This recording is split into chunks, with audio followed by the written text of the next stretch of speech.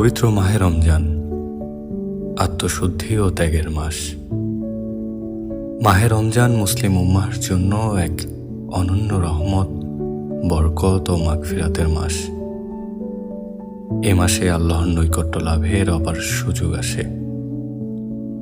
রমজান কেবল সংযমের মাস নয়, এটি আত্মশুদ্ধি, ধৈর্য, সহমর্মিতা ও ইবাদতের মাধ্যমে আত্মাকে পরিশুদ্ধ করার সময়। রমজানের সবচেয়ে বড় বৈশিষ্ট্য হল এ মাসে মহান আল্লাহ মানবজাতির জন্য পবিত্র কোরআন নাজিল করেছেন। তাই রমজান কেবল রোজা রাখার মধ্যেই সীমাবদ্ধ নয়, এটি কোরআনের শিক্ষা গ্রহণ, বেশি বেশি ইবাদত বন্দেগী ও আত্মশুদ্ধির মাধ্যমে আল্লাহর রহমত লাভের সুযোগ এনে দেয়। রমজান মাস আমাদের আত্মসংযম শেখায়,